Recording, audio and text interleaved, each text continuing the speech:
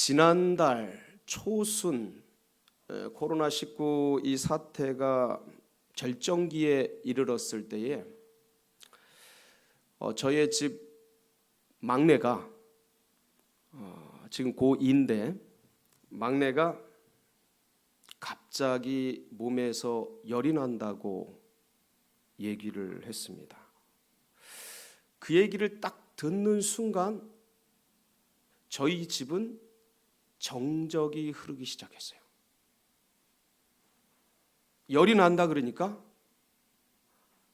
저게 혹시 코로나 바이러스가 아닐까? 빨리 가서 온도계 가져와. 빨리 체크해. 그러면서 빨리 약 먹어. 그러면서 이제 조치를 취했어요.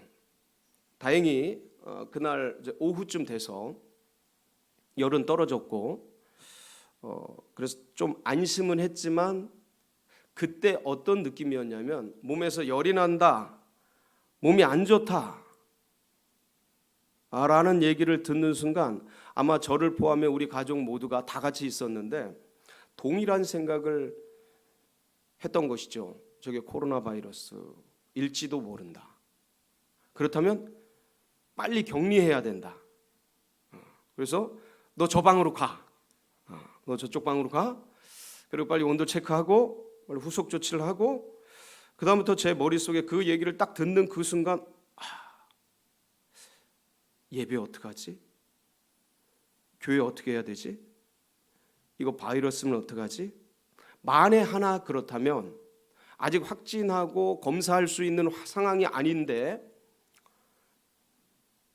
얘가 만약 그렇다면 나도 감염이 됐을 확률이 굉장히 높고 그렇다면 내가 여기서 예배드리면서 만났던 모든 사람도 지금 굉장히 높아지고 지금 목회자들이 예배드리고 그러는데 그분들 다 만났는데 같이 밥도 먹었는데 와 이거 큰일 났네 하는 생각들이 스치면서 그리고 이게 이제 감염이 확증이 되면 우리 교회가 온 세상 가운데 뜨겠고 저의 이름도 최모 목사 확진 걸리다 이러면서 온 세상에 퍼지면서 내가 그 앱에 딱 떠서 내 동선과 모든 것들이 쫙 추적되고 지난 수일간의 모든 과거의 기록들이 딱 뜰 때 그러니까 별 생각이 그 짧은 순간에 다 스쳐 지나가는 거예요. 그러면서 야 빨리 저쪽 방으로 가 라는 물론 이게 뭐 다른 어떤 의미보다 저는 교회를 생각하는 마음으로, 저는 우리 성도들 생각하는 마음으로 아마 그게 반사적으로 그렇게 나왔다라고 저는 생각을 하려고 합니다. 그런데 자녀를 향해서도 그렇게 되더라 이거예요. 제 아들을 향해서도 그렇게 되더라라는 것이죠.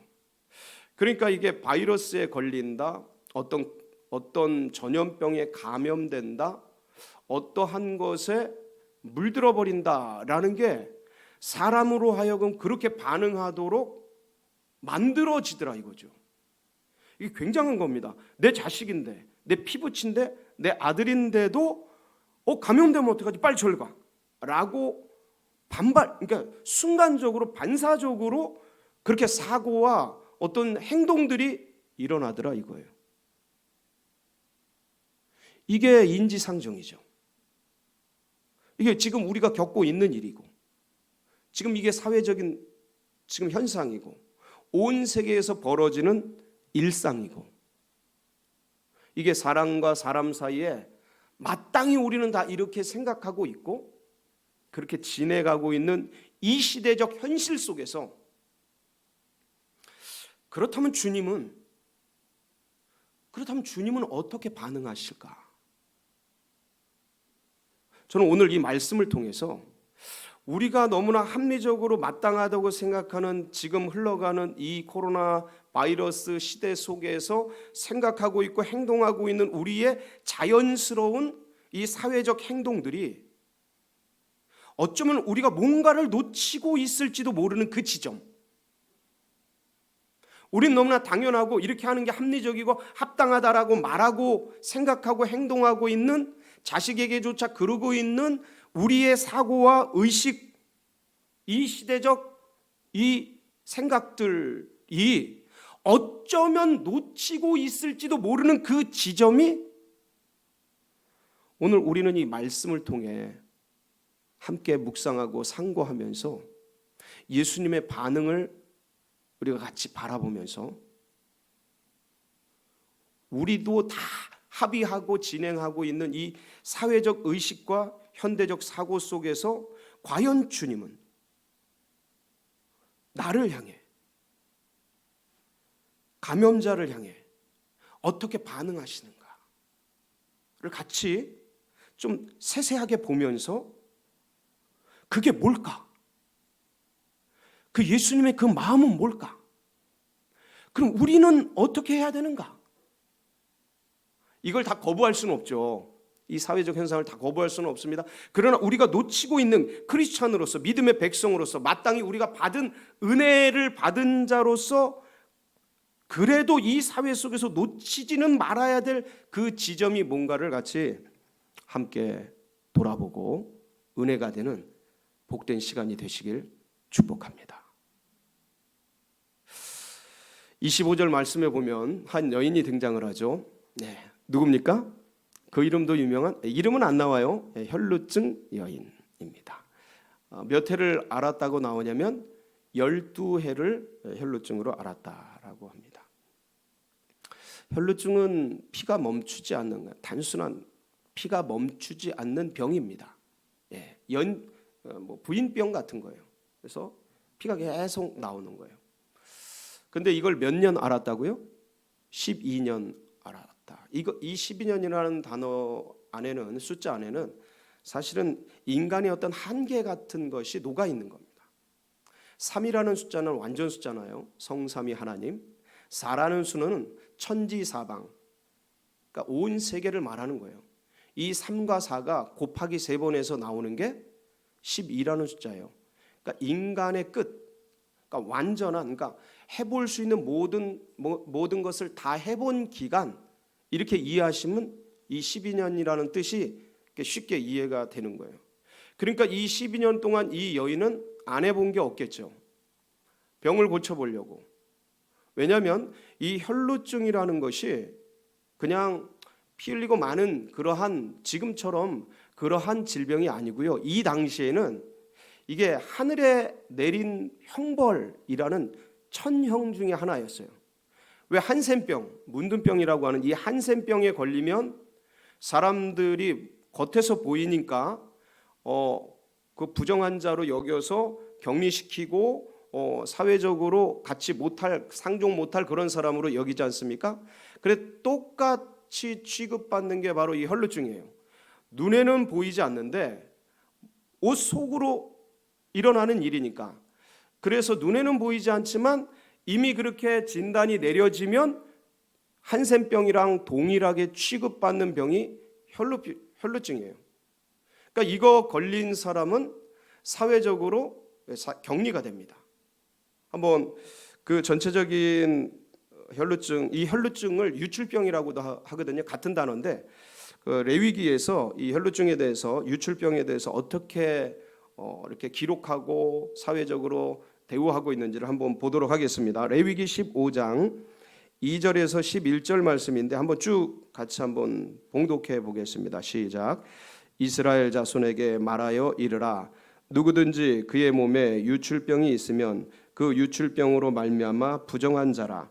그의 유출병으로 말미암아 부정함이 이러하니 곧 그의 몸에서 흘러나오든지 그의 몸에서 흘러나오는 것이 막혔든지 부정한즉 유출병 있는 자가 눕는 침상은 다 부정하고 그가 앉았던 자리도 다 부정하니 그의 침상에 접촉하는 자는 그의 옷을 빨고 물로 몸을 씻을 것이며 저녁까지 부정하리라. 유출병이 있는 자가 앉았던 자리에 앉는 자는 그의 옷을 빨고 물로 씻을 것이며 저녁까지 부정하리라. 유출병이 있는 자의 몸에 접촉하는 자는 그의 옷을 빨고 물로 몸을 씻을 것이며 저녁까지 부정하리라. 유출병이 있는 자가 정한 자에게 침을 뱉으면 정한 자는 그의 옷을 빨고 물로 몸을 씻을 것이며 저녁까지 부정하리라. 유출병이 있는 자가 받던 탔던 안장은 다 부정하며 그의 몸 아래에 닿았던 것에 접촉한 자는 다 저녁까지 부정하며 그런 것을 옮기는 자는 그의 옷을 빨고 물로 몸을 씻을 것이며 저녁까지 부정하리라. 유출병이 있는 자가 물로 그의 손을 씻지 아니하고 아무든지 만지면 그 자는 그의 옷을 빨고 물로 몸을 씻을 것이며 저녁까지 부정하리라. 유출병이 있는 자가 만진 질그릇은 깨뜨리고 나무 그릇은 다 물로 씻을지니라. 여러분 굉장히 디테일하게 기록되어 있죠. 그러니까 이 유출병, 혈루증은 사회적 격리 대상인 거예요. 여기 걸리면 다른 성경들을 이렇게 이제 민수기나 이런 말씀을 보면 예배, 제사에서도 제외가 돼요. 사회적으로 격리가 되죠. 자, 중요한 건 뭐냐면 이 유출병이 걸린 자가 누운 침상도 부정해지는데 문제는 이 부정해진 침상에 다른 사람이 와서 누우면 그 사람도 부정해지는 거예요. 그러니까 유출병이 걸린 사람이 이 성경을 잡았는데 성경이 부정해지고 그 다음에 다른 사람이 이 성경을 붙잡으면 그 사람도 부정해지는 거예요. 뭔 말이에요? 전염이 된다는 거죠. 간접 전염이 된다는 거예요. 그러니까 내가 직접 만져도 전염이 되는데 간접 전염이 되는 거예요. 감염이죠. 지금 사태랑 똑같죠. 예. 지금은 이 비말을 통해서 전염이 되는 상황이고 이거는 뭐가 만지거나 스치거나 같이 있어서 뭔가 이렇게 접촉이 되면 이건 터치, 접촉을 통해 감염이 돼 버리는 거예요. 그러니까 부정하다라는 건 감염이 된다 이런 뜻이거든요. 여기서는 그러니까 이게 작은 일이 아닌 거예요. 사회 자체를 왜냐하면 자 제가 누군가에게 접촉이 돼서 감염이 됐어요. 그럼 이 사람이 닿는 사람도 또 감염이 되는 거예요. 그러니까 일파만파 기하급수적으로 이 감염이 번져가는 거죠. 그래서 이런 걸 차단하기 위해서 이 유출병이나 한센병이나 걸린 사람들은 사회에서 격리를 시켜요. 격리를 시킨다고요. 근데 초기에 이 병이 있을 때 진단이 떨어지기 전에 이 병이 있을 때 이 병을 고치기 위해서 이 여인은 참 많은 애를 썼던 거예요. 26절에 보면 한번 볼까요? 많은 의사에게 많은 괴로움을 받았고 어떤 의사들에게요? 많은 의사들에게. 어떤 괴로움을 받았어요? 많은 괴로움을 받았어요. 굉장히 강조어를 썼어요. 그러다 보니까 여러 의사들을 찾아다니고 여러 처방을 받고 그러다 보니까 지출이 커지죠. 가진 것도 다 허비되었어요. 있는 것을 다 써버렸어요. 한마디로 가난해진 거예요. 돈이 없는 거예요. 물질이 다 바닥이 난 거예요. 자, 문제는 많은 사람을 만나서 의사를 만나고 간호사를 만나고 한의사를 만나고 그래서 처방을 받고 그 과정 중에 괴로움이 있고 힘든 것이 있고 어려움이 있고 수치스럽고 좀 여인으로서 참 그러한 일들을 그렇게 당하고 그랬음에도 불구하고 이게 나으면 그게 무슨 문제겠어요? 회복이 됐다면 이게 무슨 어려움이겠어요? 예? 이 병을 낫는데 뭐 그런 것쯤이야 하고 지나버릴 수 있는데 많은 의사에게 많은 괴로움과 그 여러 가지 재정을 허비했는데 불구하고 문제는 아무 효험이 없던 거예요. 이게 비참한 거죠. 이게 너무 괴로운 거죠. 아무 효험이 없을 뿐만 아니라 도리어 더 중하여졌던 차에 더 심해진 거예요. 더 많이 쏟아지는 거예요. 너무 괴로운 거예요. 여러분 피 많이 흘리면 어떻게 되죠? 죽는 거예요. 그러다 보니까 이제는 어느 시간 속에서 자가격리, 스스로 율법을 알고 웬만한 거 다 아니까 자가격리하고 사회적 격리가 되고 움직이지도 못하고 어디 다니지도 못하고 이제는 다 알려진 거죠. 많은 세월 속에서 많은 의사 만나고 많은 괴로움을 당하면서 재정적으로 다 허비가 되고 이거 누가 다 알아요? 동네 사람들이 다 알죠. 의사들이 많이 만났는데 다 알죠. 소문이 나고 그러다 보니까 저 여자 가까이 하면 안 돼. 사회적인 격리가 타가적 격리가 이루어지고 스스로도 혈루증이 걸렸구나. 자가적 격리가 이루어지는 그런 시간들을 보내는 거죠. 많은 세월 속에서 많은 돈을 쓰고 많은 괴로움을 당하면서 얼마나 이 여인으로서 수치와 모멸과 아픈 세월을 보냈겠어요. 그 이 여인이 아마도 가정을 가지고 있었겠죠. 부모가 있든지 자식이 있든지 가정이 있지 않았겠습니까? 혈루증 걸렸다. 아빠 열이 나. 이거랑 똑같은 거죠. 혈루증. 작동 체계가 똑같은 거죠. 이게 떨어져야 하고 접촉하지 말아야 되고, 그러니까 이제 외롭게 되고 혼자 버려지게 되고 혼자 던져지게 되고, 그 자가적 격리 속에서, 사회적 격리 속에서 그 받는 냉대와 조소와 남들은 아무렇지도 않은 사회적 격리인데 당하는 사람은 고통인 거예요. 당하는 사람은 아픔인 거예요. 당하는 사람은 비참한 거예요. 왜? 내 인생이 마치 쓰레기 같은 거죠. 사회에 도움이 안 되고 가정에 도움이 안 되고 오히려 해악을 끼치고 가는 곳마다, 존재하는 곳마다 이거는 사회적 두려움을 주고 불안을 야기하는 그런 존재가 되었으니 스스로 생각해도 비참하고 사회적 지탄과 손가락질을 생각해도 괴롭고 너무 힘든 거죠. 아마 혹시 이 말씀을 듣는 분 중에 이 코로나 바이러스 확진자가 있다면 아마 비슷할 거예요. 이 마음이 거의 흡사할 거예요.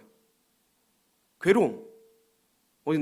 그래도 이거는 코로나 바이러스는 기간이 있잖아요.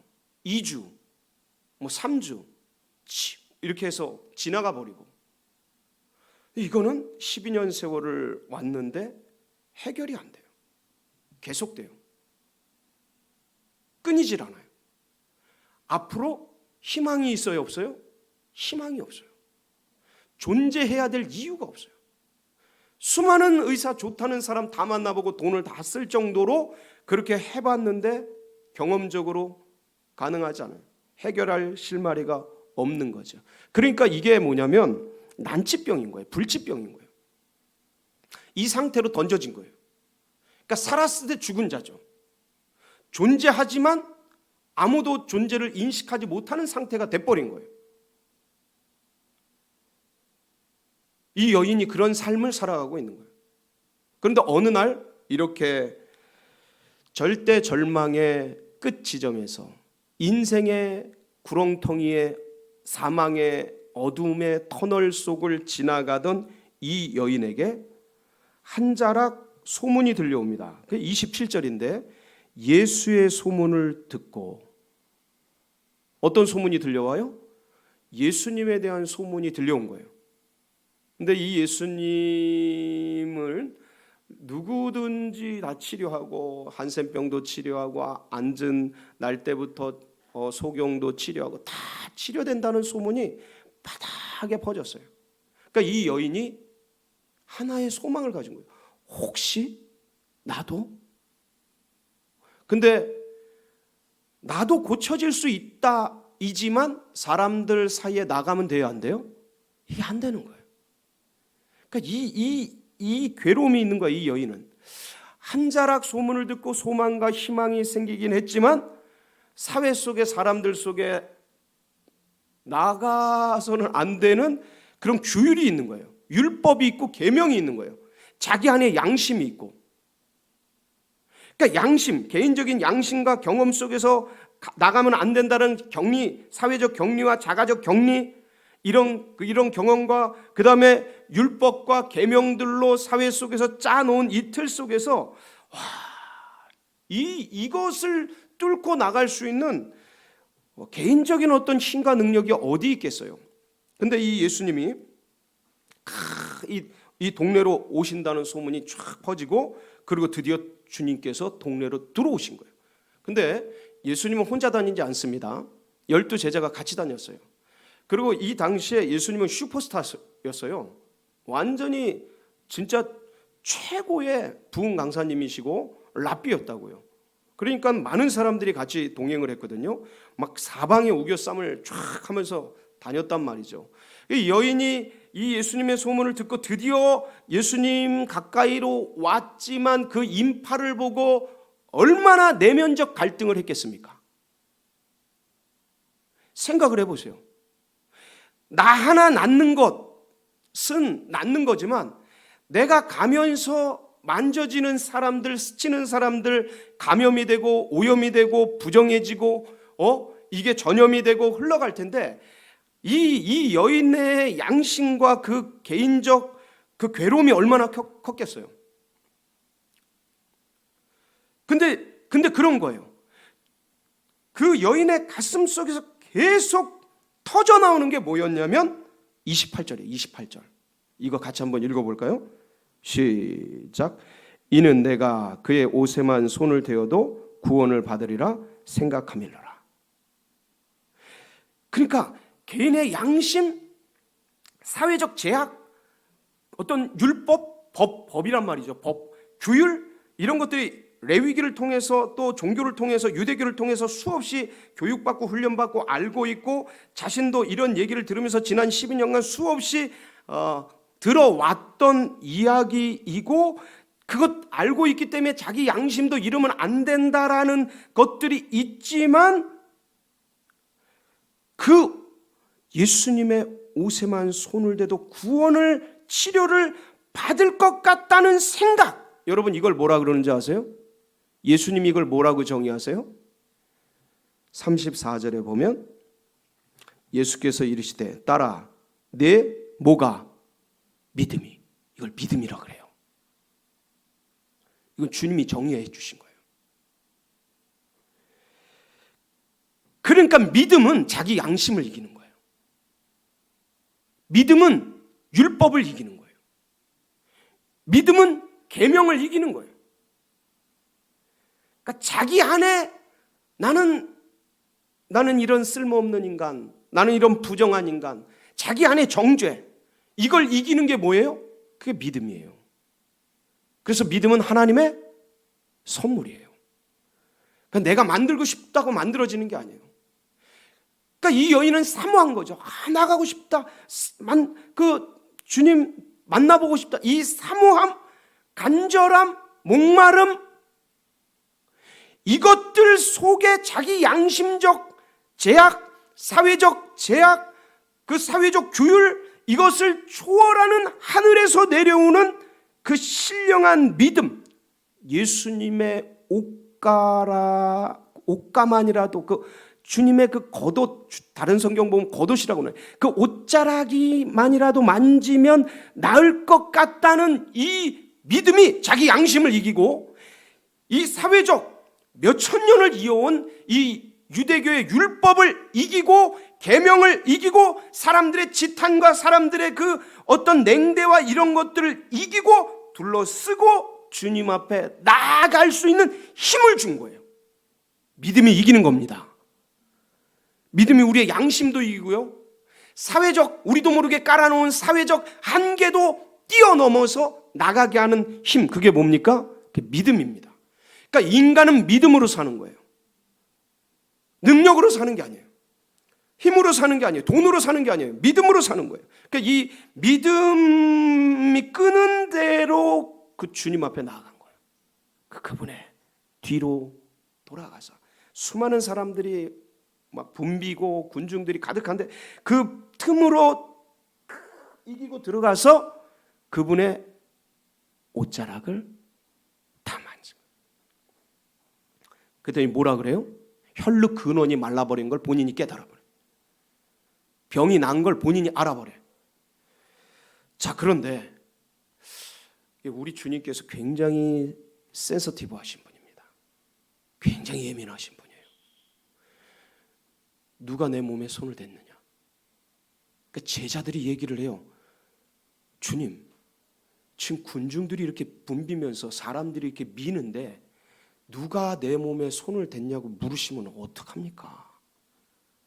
사람들이 이렇게 밀어붙이는데 사람들이 터치하고 막 밀리고 밀리는 이 상황 속에서 누가 내 몸에 손을 댔냐라는 게 가당키나 한 말씀입니까? 라는 제자들의 말이에요. 근데 주님은 아는 거예요. 뭘 아셔요?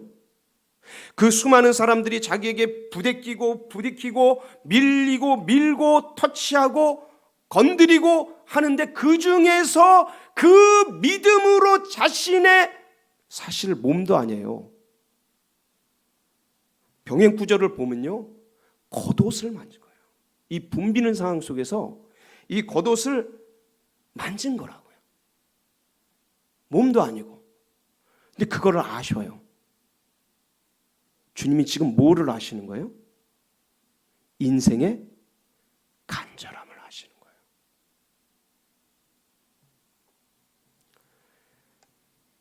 그 자기 한계와 자기 양심과 사회적 규율과 율법과 계명과 이것들을 초극하고 초월하고 무시가 아니에요. 여긴 무시가 아니에요. 누구보다 다 존중하죠. 근데 그걸 초월하는 누군가에게 끌려온 그 간절한 믿음으로 예수님의 그 옷자락 하나 만지면 되겠다는 그 사모하는 마음을 가지고 만진 그 여인의 마음을, 그 행동을, 그의 믿음을 누가 아시는 거예요? 수많은 사람들이 밀고 밀치고 부딪히고 건드리고 터치하는데 주님은 그 여인의 마음을 아시는 거예요.